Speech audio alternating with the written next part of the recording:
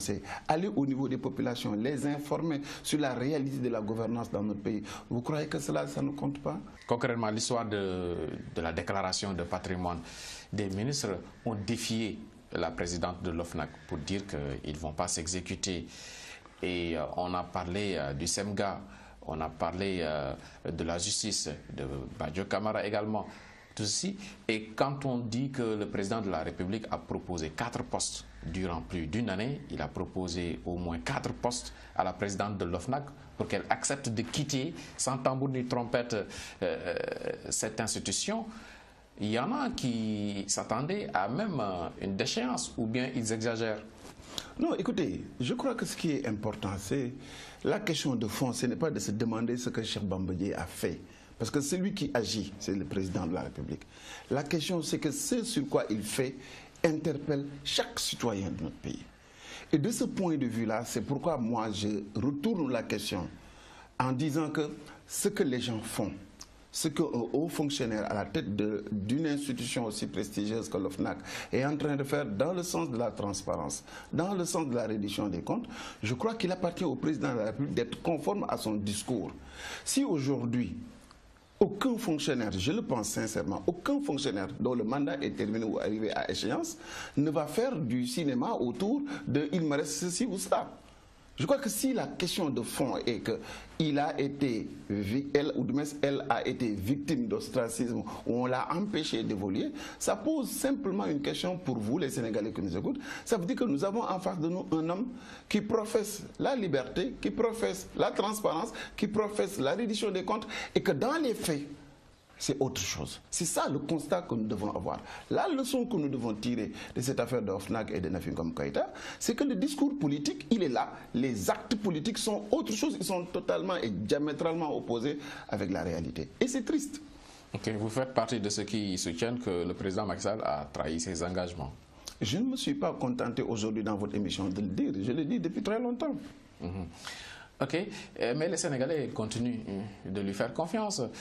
Il a remporté, si on peut le dire, si ce n'était pas un scrutin, mais en tout cas, le oui l'a remporté lors du référendum. Aujourd'hui, il matérialise ces résultats du référendum. Il y a le Haut Conseil des collectivités territoriales qui va voir le jour. Oui, le président poursuit son bonhomme de chemin avec les Sénégalais à ses côtés. Mais absolument. Mais ça ne veut pas dire qu'il a raison. Qu'il gagne des élections, ça ne veut pas dire qu'il a le droit avec lui. La réalité, c'est quoi? C'est que tous les Sénégalais, vous et moi compris, nous l'avons écouté pendant 4 années nous dire qu'il allait réduire son mandat. Il ne l'a pas fait et en dernier ressort, il nous a sorti une réforme constitutionnelle alibi. Nous avons fait notre devoir. Les changements dans une société ne sont pas des changements immédiats. Ça se fait sur un long processus. Les Sénégalais vont apprendre ou apprennent chaque jour à leur dépens que lorsqu'il y a élection, c'est le peuple qui détermine. Et ces choix doivent être motivés non pas par l'argent, non pas par le tintamarre politicien, mais surtout par une relecture des actes par le passé de celui qui demande à ce qu'on vote pour lui. Cela, nous l'avons appris à nos dépens. Les Sénégalais le vivent dans la souffrance aujourd'hui. J'ai entendu certains décrier le Haut Conseil des territoires, alors qu'ils ignorent que lorsqu'il s'est agi de voter pour le référendum, que cela était à l'intérieur. Cela conforte ce que je dis souvent, sans haine et sans rancune. Je dis que malheureusement pour le président de la République, il n'a pas de stratégie de développement. Sa préoccupation, ce n'est pas le développement rationnel du Sénégal. Ce n'est pas le fait de faire en sorte des bons en avant pour le pays, c'est juste qu'il a une stratégie électoraliste. Il fait le calcul sur une compétition purement électorale. Il essaie de trouver nos propres faiblesses, les faiblesses de nos concitoyens, la pauvreté généralisée, et il surfe sur cela par le tintamarre médiatique, par l'ajout de l'argent. L'intervention autour de ces actions-là lui permet de faire ce qu'il a fait et de gagner comme il l'a gagné. Mais la réalité aujourd'hui, à l'endroit du peuple des assises, dont bon nombre sont à l'intérieur de la mouvance présidentielle, pendant 12 ans, certains ont passé le plus clair de leur temps à critiquer Maître Abdoulaye Wade sur la gabegie, sur les institutions budgétivores, sur les institutions inutiles. Je me pose la question aujourd'hui, comment ces messieurs de la politique peuvent-ils aujourd'hui cautionner le Haut Conseil de l'audiovisuel? Encore que, si cela devait être un additif à l'acte 3 de la décentralisation, cet acte 3 de la décentralisation, si c'était un alphabet, l'IF bu njëkk gi sax kenn bindagu ko. Et de ce point de vue-là, et de ce point de vue, lorsque l'on professe la gestion sobre et vertueuse, lorsqu'on embrigade toute la nation, la société civile, les intellectuels, les acteurs économiques autour des assises nationales, et qu'après qu'on revienne pour cautionner le fait de mettre en place un Haut Conseil qui n'est rien d'autre que 150 paresseux qu'on va nourrir avec beaucoup d'argent pour un résultat inutile, parce que inopérant, parce que inopportun. Et je pense qu'à ce propos-là, lorsqu'on agit de la sorte, on peut absolument dire que c'est de l'escroquerie politique. Escroquerie politique. Oui, à sa place, à la place du président, vous auriez cherché également un second mandat. Je peux chercher un second mandat, mais dans les règles. Je vous ai dit tantôt que le président de la République refuse son martyr. Les Sénégalais font des choix raisonnés. C'est à la suite d'un lourd combat que tous nous avons mené avec le peuple sénégalais que Maître Wade est parti et que le président de la République est arrivé là où il est aujourd'hui. Son martyr, c'était de voir la situation du Sénégal. Les Sénégalais l'ont élu, surtout pour la transparence, pour la reddition des comptes. C'est autour de cela. Et l'essentiel de son action devait être tourné dans le fait de donner corps à ce pourquoi il a été élu. Mais aujourd'hui, le constat, il est fait par vous, par moi et par tous les Sénégalais qui nous regardent. Le constat, c'est que nous avons constaté que tous les généraux autour d'Abdoulaye Wade sont devenus les supplétifs auprès de Macky Sall. Et je ne peux pas comprendre, comme le Wolof le dit, que et deuxièmement aussi, que l'on puisse voir le contraire de ce qu'on avait combattu, ce qu'on avait rejeté.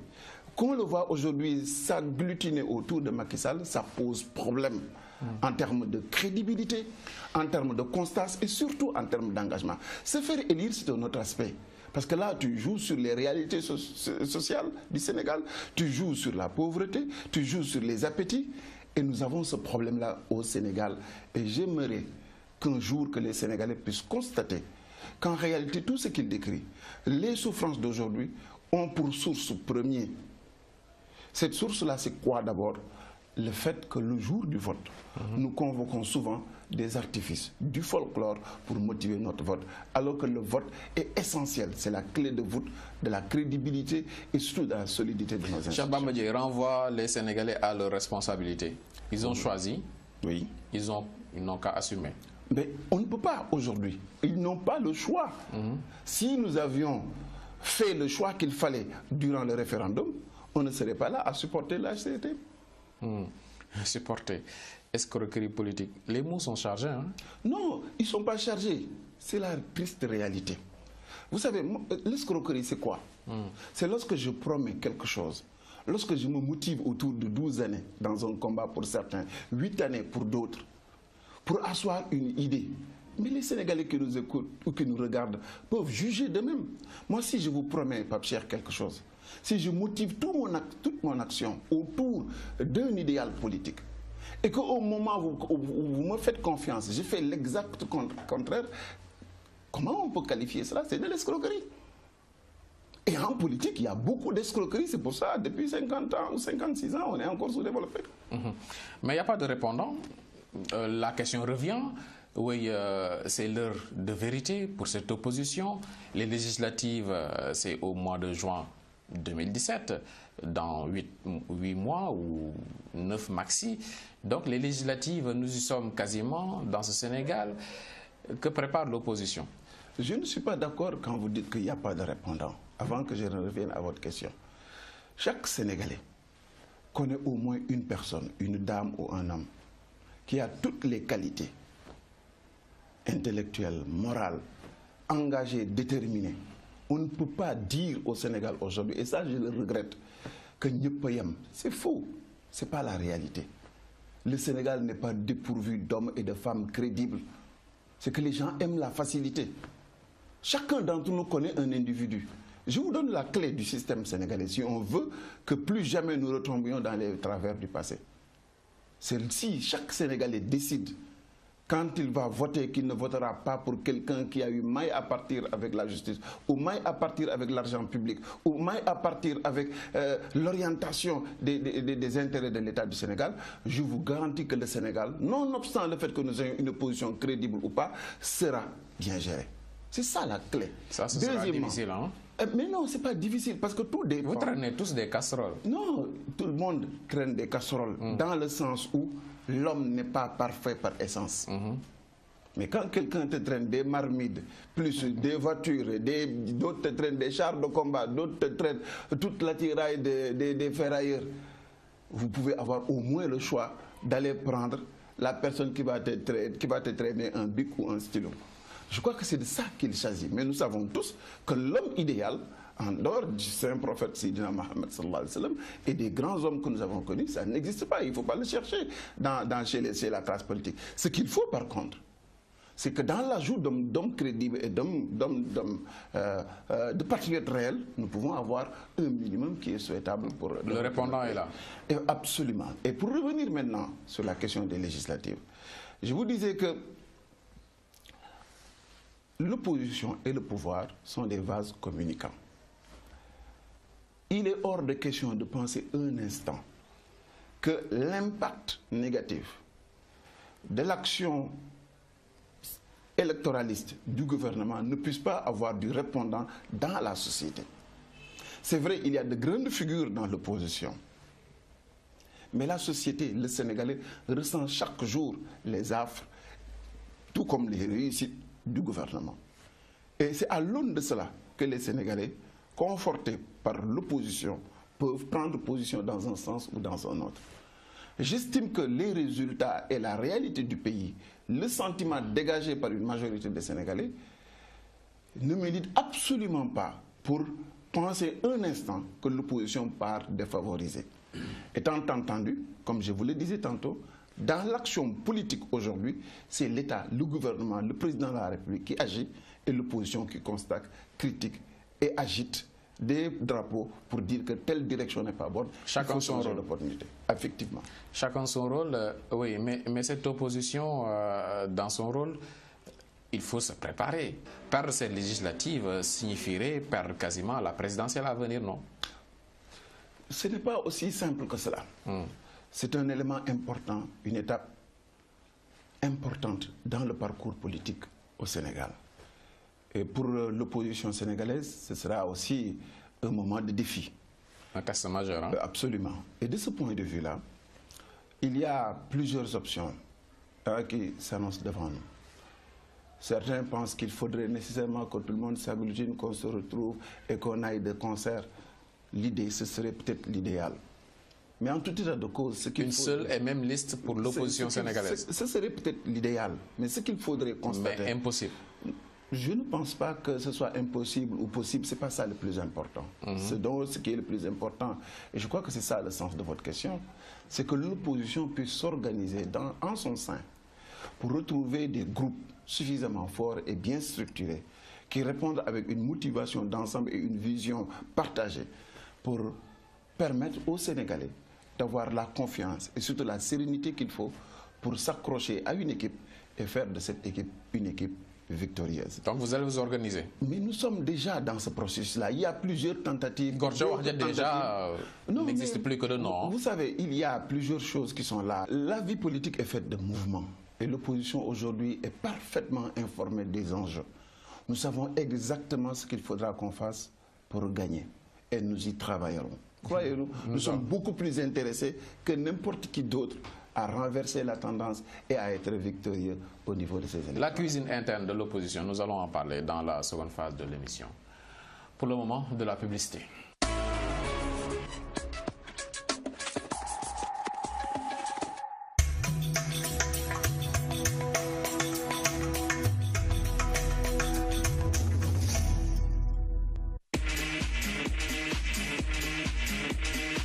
Tu veux passer des vacances de ouf? Bah fais comme moi, tu veux le 30 septembre, recharger avec sa carte crédit Johnny Johnny. Wala bok, mën nga fay sa bépp achat avec sa carte crédit Johnny Johnny. Waaye mën nga tamit retirer avec sa carte crédit Johnny Johnny et tu gagneras cette magnifique Fiat 500X offerte par Carrefour Automobile ou encore 1 million dans ta carte Visa Johnny Johnny. Barbara Streisand.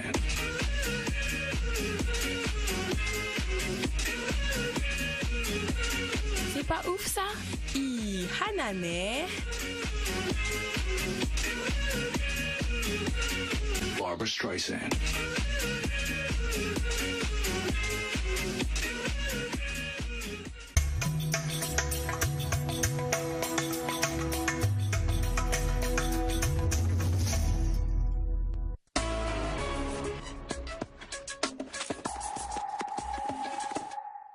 Merci de rester avec nous, cher Bamba Dièye de l'opposition sénégalaise. Nous parlions, juste avant la publicité, de l'organisation de cette opposition en vue des législatives. Une liste unique impensable. Mais maintenant, il faudrait s'attendre à quoi concrètement? Je crois qu'il faut s'attendre à tout. Il y aura certainement des regroupements au sein de l'opposition. Il y aura aussi des candidatures indépendantes, il y aura aussi des gens qui sortiront de l'ombre pour se présenter devant les Sénégalais. Mais ce n'est pas ça le plus important. Chacun en ce qui le concerne. C'est important. Un cher Bamba Dièye dans ce Sénégal politique, qui est dans ce Sénégal politique depuis 2000 au moins. Avant même 2000, Idrissa Seck, c'est la même chose. Réumi de Idrissa Seck, FSDBJ de Bamba Dièye, il y a Mamadou Diop Decroix avec AGI. Vous risquez gros à travers ces législatives, non? Je ne le pense pas. Ce que nous risquons simplement, c'est simplement d'être en retard ou de ne pas être suffisamment préparé ou présent dans ces élections-là.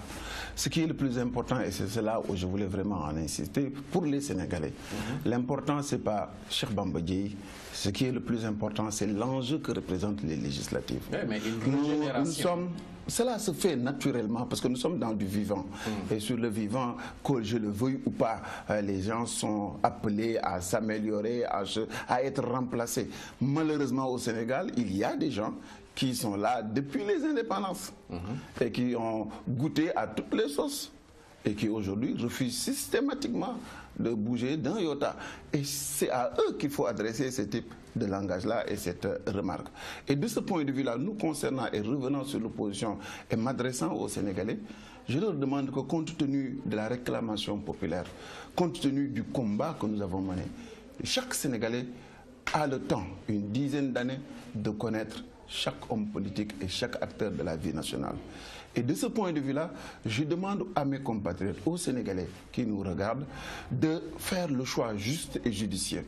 Ce choix qui consiste, le moment venu, à faire le choix pour les hommes qui ont donné, ou les femmes, qui ont donné sur la longueur de leur pratique politique des gages de crédibilité, des gages de constance et de défense de l'intérêt de la nation. Je crois que c'est autour de cela que les Sénégalais vont être convoqués et nous allons travailler pour mettre devant eux des listes crédibles, des groupements qui sont conformes à cet idéal-là. Et j'espère fondamentalement que les Sénégalais, cette fois-ci, seront les amis et les soutiens de ceux-là qui se battent chaque jour pour que le Sénégal avance. Travailler sur les listes. Donc, cher Bamba Dièye, au moins, il croit que ces législatives vont se tenir à date échue. Aujourd'hui, comme je le disais il n'y a pas longtemps, je suis comme Saint Thomas dans ce pays-là. Je ne croirai que ce que je verrai. J'avais dit il n'y a pas longtemps que lorsque la stratégie électoraliste prend forme dans un système où la rupture, la reddition des comptes, la traque des biens acquis aurait dû être la priorité, je dis qu'on rend possible tous les impossibles. Et de ce point de vue-là, les mêmes conditions qui ont amené Macky Sall à utiliser cette subterfuge qui consiste à convoquer une réforme constitutionnelle qui n'avait aucun sens, juste pour camoufler le fait qu'il ait renié ses engagements, cette même réalité qui l'avait amené à constater que des élections présidentielles en 2017 sont lourdes de danger pour lui, cette réalité n'a pas bougé d'un iota. Et fort de cela, en attendant ce que demain nous donnera, je suis préparé à mener un combat lorsque, pour ces mêmes intérêts qu'il avait amené à revenir sur sa parole, qu'il puisse demain dire à ses députés, écoutez, il y a des dépenses, ou que l'hivernage est à gauche, ou qu'il y a inondation à droite, ou il y a autre chose, il faudra trouver des alliés pour aller reporter les élections législatives de 2017 vers 2019. La réalité, de ce point de vue-là, ce sera encore un plus sur des éléments qui s'y ont ajoutés depuis très longtemps. Des législatives en juin, coûte que coûte. Mais absolument, c'est ce qui doit être et c'est ce qu'il faut. Et rien d'autre que cela ne nous intéresse. Et s'il y a des incidents ou des circonstances qui ne favorisent pas la tenue d'élections au Sénégal, c'est fort possible, non? Ça vous fait rire et vous savez très bien que ce n'est pas sérieux. Et il faut arrêter avec ça aussi. Il faut arrêter avec ça parce que ce qui fait le Sénégal ne vous appartient pas, ne m'appartient pas, encore moins au président de la République. Nous sommes que des instants dans l'évolution de la nation. Et de ce point de vue-là, chacun doit avoir pour certitude et surtout pour point de mire de vivre pour qu'au soir de sa vie, qu'il n'ait pas le sentiment d'avoir vécu inutilement. Il y a des actions au sommet de l'État qui minent avec rien du tout. On épuise les ressources de la République, on épuise le sentiment, la confiance des Sénégalais, on épuise l'espoir que nous avons de développer notre pays et in fine, nous nous retrouverons plus pauvres et plus démunis que nous l'avons été à nos indépendances. Et cela, nous le devons certainement à des individus qui nous ont vendu des mirages, qui nous ont vendu des promesses qu'ils n'ont pas tenues, qui nous ont vendu un Sénégal meilleur qu'ils ne sont pas capables de mettre, puisqu'ils sont obnubilés par le fait qu'ils font premier leurs préoccupations individuelles sur la cause nationale. Et c'est ça le problème, et c'est ça qui fait que nous sommes toujours en retard. Si vous voulez savoir comment nous allons aller à ces législatives-là, c'est fort du combat, fort de la constance, de la crédibilité, de tout ce qui nous a fait ce que nous sommes, de la résistance que nous avons pour conforter nos visions et nos positions. Et c'est autour de ça que j'appelle tous les Sénégalais pour que les erreurs qui ont été commises avec le référendum ne puissent pas encore revenir, parce que nous aurons encore 5 années d'amertume, de regret, alors que nous avons la possibilité d'y mettre un terme. Et les négociations, c'est avec tout le monde, notamment et surtout même avec le président en place. Vous voulez que je vous donne ma position? Le PDS et ses calculs. Moi, je vous dis que la vision politique de Cheikh Bamba Dièye, celui qui l'a hérité du FSD/BJ, c'est cette politique qui veut que l'individu, le parti, puisse s'ancrer dans une certaine forme de constance et de cohérence. Vous avez eu à négocier avec le président Macky Sall. Vous avez eu à collaborer avec lui. C'est ça la politique, non? Non, votre question est à deux versants. Vous le savez très bien, je le sais très bien, c'est là que nous regarde le centre aussi. Vous ne parlez pas de ce dialogue régalien qui existe entre l'État et ses démembrements, entre le citoyen et ses leaders. Ce n'est pas ça. Ce dont vous parlez, c'est les négociations hors normes. Ce dont vous parlez, c'est les deals et les autres affaires qui gangrènent la vie politique. Négociations dans toutes les... De ce point de vue-là, je laisse à chaque parti qui est libre et autonome de se gérer en fonction de ce qu'il pense être juste et bon pour lui. Je n'interfère pas dans ce domaine-là. Ce par contre, je suis tout à fait à l'aise, c'est de vous dire quelle est ma vision des choses. Ma vision des choses, c'est que je me sens à l'aise dans un système politique au pouvoir que lorsque j'aurai participé à l'avènement au pouvoir de ce système. Lorsque j'aurai participé au combat en conscientisant les Sénégalais, en allant de l'opposition pour ramener les Sénégalais vers l'essentiel et que nous allions à la conquête du pouvoir. De ce point de vue-là, je me sens à l'aise et parfaitement. Je ne suis pas de cela. Et le FSD/BJ n'est pas de cela qui pense que on professe une vision des choses, on se fait laminer à des élections, on abandonne ses propres convictions pour aller retrouver cela qui professait autre chose. Je pense que de ce point de vue-là, il faut qu'on habitue les citoyens à la constance. Il faut qu'on les habitue à la crédibilité. Ils sont quand même de la même famille politique. Pour vous, ce serait immoral de retrouver le PDS aux côtés du régime, aux côtés du président Macky Sall. Non, ne me parlez pas d'immoral ou de cela. Je ne suis pas dans ce ordre-là. Je vous dis simplement que libre à tout un chacun dans l'espace politique d'avoir ses postures. Et à la limite, je prends appui sur votre question en la déviant.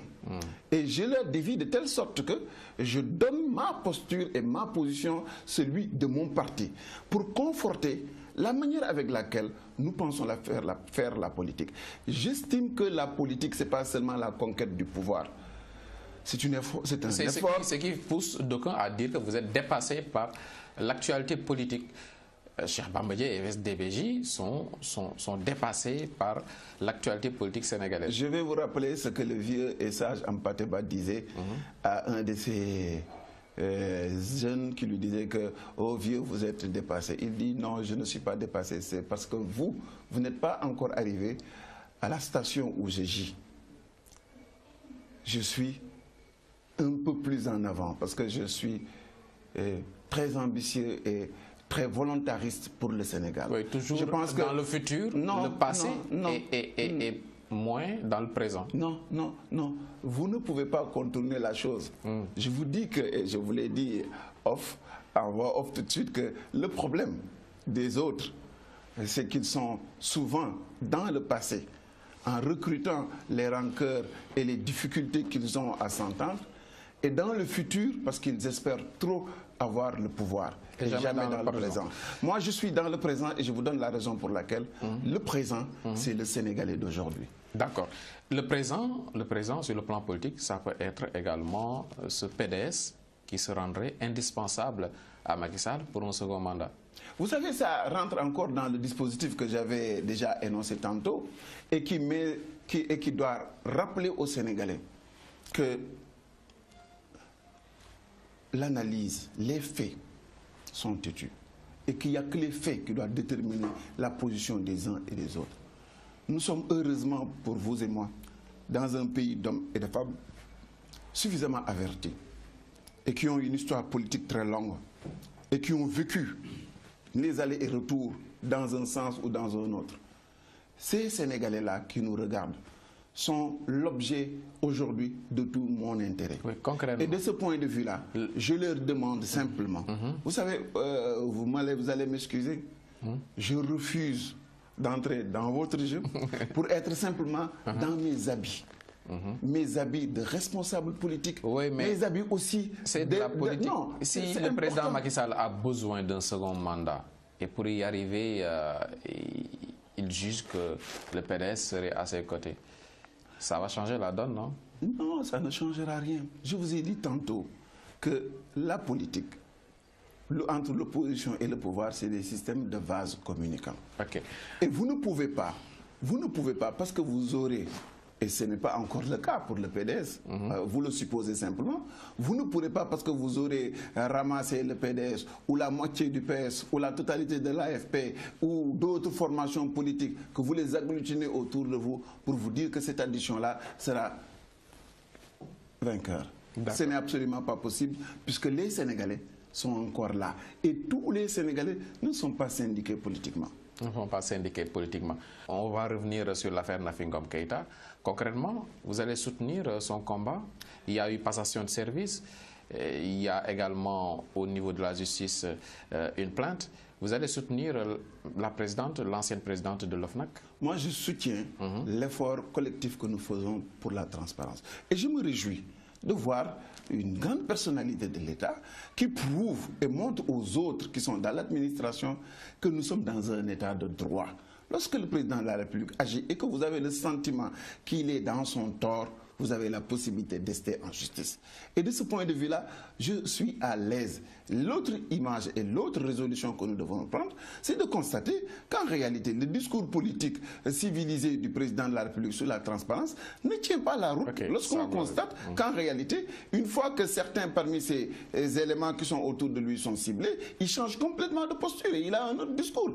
Et je vous dis, et je le dis, pour vous et pour ceux qui nous écoutent, Monsieur le Président de la République, ce que vous faites parle si fort qu'on n'entend plus ce que vous dites. Et que dites-vous à Seynabou Ndiaye Diakhaté et à l'OFNAC?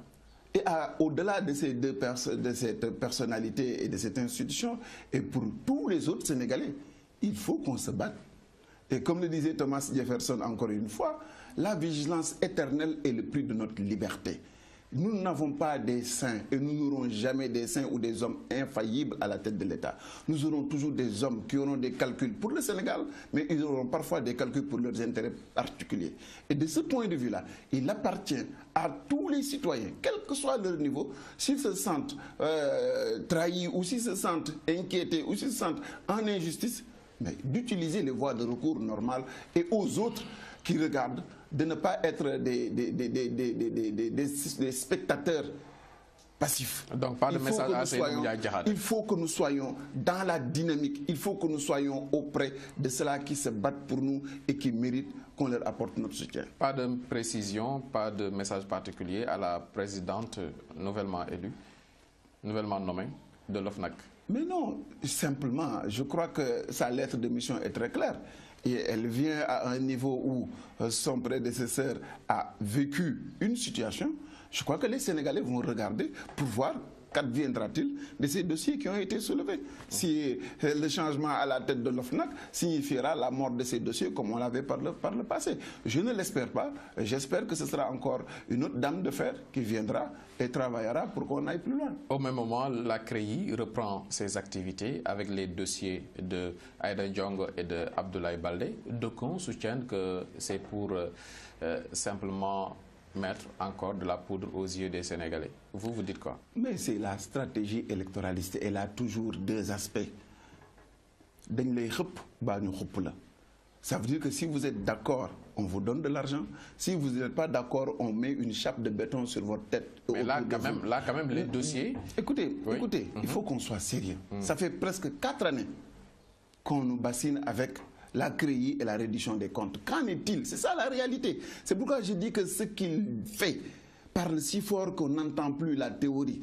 Nous n'avons plus besoin de la théorie. Les faits, c'est quoi? C'est que pendant 4 années, il n'y a qu'une seule personne qui a été inquiétée. À côté de cela, dans l'autre versant, nous avons trouvé des gens qui avaient maille à partir avec les deniers de la République, qui ont siphonné les deniers de la République et qui se retrouvent aujourd'hui autour de Macky Sall. C'est la réalité, elle est triste. Elle n'est pas acceptable, on ne peut pas la comprendre et personne ne nous amènera aujourd'hui à donner une once de crédit à la traque des biens mal acquis. Ce qui a été fait prouve largement que c'est enterré et définitivement enterré. En lieu et place, il y a simplement une CREI pour traquer les opposants déclarés ou pour les rallier. Point barre, c'est ça la réalité. Abdoulaye Baldé et Aïda Ndiongue ne risquent rien alors? S'ils sont des gens qui font beaucoup de tintamarre, parce qu'apparemment au Sénégal, la justice, etc., pour les hommes politiques, il faut surtout faire beaucoup de bruit, avoir beaucoup de soutien pour échapper. Et ça, il aurait mieux fallu, comme on le dit, un combat que tu ne peux pas gagner ne mérite pas que tu l'engages. Parce que lorsque vous l'engagez et que vous perdez, aujourd'hui c'est la justice sénégalaise qui perd. La justice sénégalaise. Parlons de l'affaire Mbayang Diop. En Arabie Saoudite, l'affaire est connue des Sénégalais, cette ressortissante sénégalaise qui est allée en Arabie Saoudite en tant que domestique et qui est rattrapée par une affaire de meurtre. Elle aurait tué sa patronne en Arabie Saoudite. C'est une tragédie, une véritable tragédie qui aujourd'hui montre simplement l'extrême fragilité et le désarroi complet des Sénégalais qui se font amener en Arabie Saoudite. Et au-delà de l'affaire Mbayang, je pense que le Sénégal a l'obligation aujourd'hui de revoir les conditions de sortie des Sénégalais, surtout vers les pays arabes. C'est un fait qui est indéniable. Ils ne sont ni respectés, ils n'ont aucun droit. Et je me demande même comment est-ce qu'on peut se complaire en disant que nous avons des relations séculaires et de qualité avec le Royaume d'Arabie Saoudite si on voit la situation qui est faite. Je ne suis pas de ceux-là qui disent simplement que non, il faut qu'on réclame la clémence, etc. Mais il faut qu'on analyse le problème dans le fond. Quand il y a meurtre, il y a souvent ou de la préméditation ou des circonstances atteignantes et parfois de la légitime défense. Et de ce point de vue, et je parle en droit, chaque situation doit entraîner des faits et des conséquences qui sont déjà réglées. Le Sénégal devra beaucoup réfléchir sur cette question-là. Il n'y a pas longtemps, j'ai été saisi par des travailleurs sénégalais qui ont été exfiltrés ici et amenés en Arabie Saoudite. On leur avait promis monts et merveilles et ils galèrent là-bas. Je m'en suis ouvert au ministre des Affaires étrangères. Il m'a promis de faire ce qu'il pourra pour cette affaire-là, mais je pense qu'au-delà de ces actions ponctuelles, et pour tous les Sénégalais qui sont là-bas, il faut qu'il se sorte du silence, il faut qu'on parle, il faut que le Sénégal révise ses relations avec l'Arabie Saoudite. Parce que les relations, ça veut dire que le Saoudien qui est au Sénégal doit être à l'aise et protégé, et le Sénégalais qui est en Arabie Saoudite, dans les mêmes conditions, doit être protégé et jouir de ses droits. Ok, ça s'entend. Il n'y a pas longtemps, on nous a bassiné avec l'idée d'amener plus de 2000 et quelques soldats là-bas.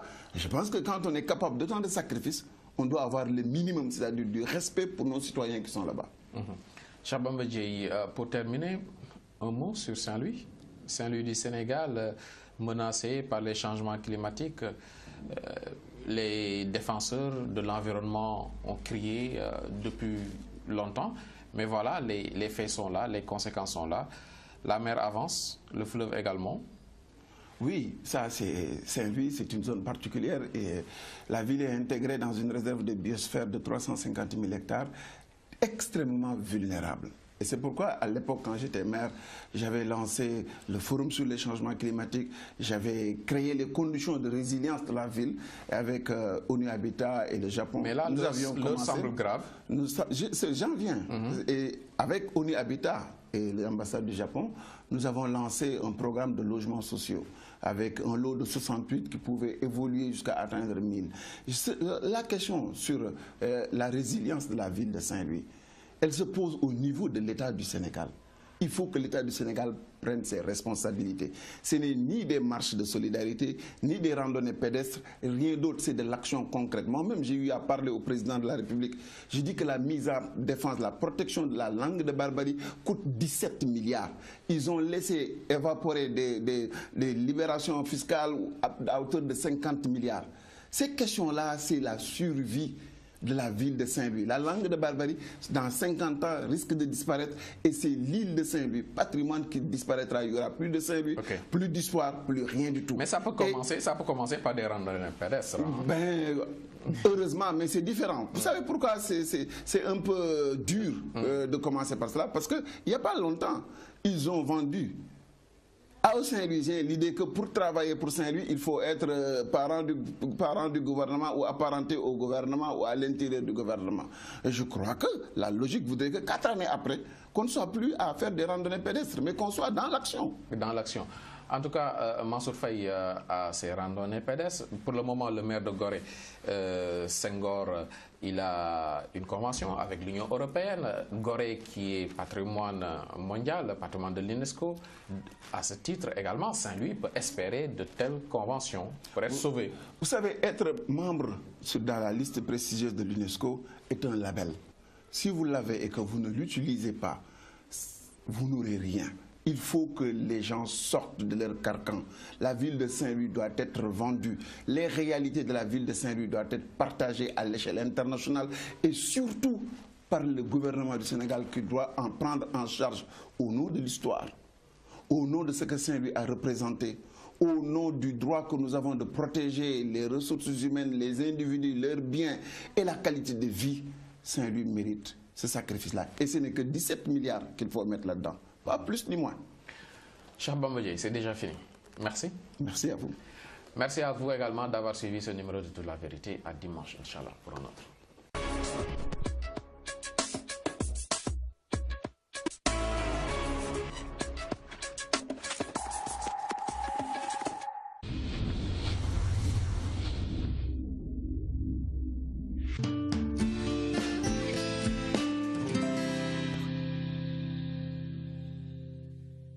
salaamaaleykum mbokk téléspectateurs yi Joni Joni application vite fait ak carte bancaire Joni Joni moo ko tàmmal ay clientam maanaam tabaski bu ñu dëgmal bu ne ñu génnee xar ak xaalis waaye bii nag dafa am ak wuute ndax da cee rax li nga xam ne moom moo di or bés bu yàlla sàkk dinañ tànn ñenn ci suñuy client gis ngeen ko pariru or bi la ñu fas yéene jox ki nga xam ne moom moo di Aïssatou Samb dëkkee ba Louga envoyé ci réseau Joni Joni 50 000 ñu fas yéene ko takkal nag jarbaatam bii mu daal di koy yóbbul ca Louga loo Alxaasim Dia moom mi ngi dëkkee ba Fuuta dafa envoyé ci réseau Joni Joni 50 000 Joni Joni wàññeeku daal di koy may enveloppe bu 50 000 ngir mu waajal tabaskeem Ismaïla Diagne mi ngi di gis 2500 la envoyé ci réseau Joni Joni Joni Joni daal di koy jox enveloppe bu 50 000 ngir mu waajal li nga xam ne moom moo di tabaskeem Alioune Diop moo koy jox. di gërëm Joni Joni bu baax di leen ñaanal yàlla lépp lu ngeen dugg yal na si yàlla def barke Tony Ndoye moom it dafa envoyé 25 000 ci réseau Joni Joni ñi daal di koy may moom it enveloppe bu 100 000 francs Babacar Ndoye moo koy jëleel enveloppe bi. Ñoxor Mbeng mi ngeen di gis moom dafa fay facture Senelec ci réseau Joni Joni ñu daal di koy taamu daal di koy jox enveloppe bu fukki junni moom it ngir mu waajal li nga xam ne moo di tabaskeem Alioune Diop moo koy jox enveloppe bi. Baye Ñoxor Mbeng yow da ngaa fay sa facture courant ci Joni Joni ñu tànn la jox la enveloppe bu 50 000 nu gisee loolu. Les faiblesses de nos concitoyens, la pauvreté généralisée, et ils surfent sur cela par le tintamarre médiatique, par l'ajout de l'argent, l'intervention autour de ces actions-là, lui permet de faire ce qu'il a fait et de gagner comme il a gagné. Mais la réalité aujourd'hui, à l'endroit du peuple des assises, dont bon nombre sont à l'intérieur de la mouvance présidentielle, pendant 12 ans, certains ont passé le plus clair de leur temps à critiquer Maître Abdoulaye Wade sur la gabegie, sur les institutions budgétivores, sur les institutions inutiles. Je me pose la question aujourd'hui, comment ces messieurs de la politique peuvent-ils aujourd'hui cautionner le Haut Conseil de l'audiovisuel? Encore que, si cela devait être un additif à l'acte 3 de la décentralisation, cet acte 3 de la décentralisation, si c'était un alphabet, l'IF et de ce point de vue-là, et de ce point de vue, lorsque l'on professe la gestion sobre et vertueuse, lorsqu'on embrigade toute la nation, la société civile, les intellectuels, les acteurs économiques autour des assises nationales, et qu'après qu'on revienne pour cautionner le fait de mettre en place un Haut Conseil qui n'est rien d'autre que 150 paresseux qu'on va nourrir avec beaucoup d'argent pour un résultat inutile, parce que inopérant, parce que inopportun. Et je pense qu'à ce propos-là, lorsqu'on agit de la sorte, on peut absolument dire que c'est de l'escroquerie politique. Escroquerie politique. Oui, à sa place, à la place du président, vous auriez cherché également un second mandat. Je peux chercher un second mandat, mais dans les règles. Je vous ai dit tantôt que le président de la République refuse son martyr. Les Sénégalais font des choix raisonnés. C'est à la suite d'un lourd combat que tous nous avons mené avec le peuple sénégalais que Maître Wade est parti et que le président de la République est arrivé là où il est aujourd'hui. Son martyr, c'était de voir la situation du Sénégal. Les gens peuvent juger d'eux-mêmes. Moi, si je vous promets, Pape Cheikh, quelque chose, si je motive toute mon action autour d'un idéal politique, et qu'au moment où vous me faites confiance, je fais l'exact contraire, comment on peut qualifier cela? C'est de l'escroquerie. Et en politique, il y a beaucoup d'escroquerie. C'est pour ça, depuis 50 ans ou 56 ans, on est encore sous-développé. Mais il n'y a pas de répondant. La question revient.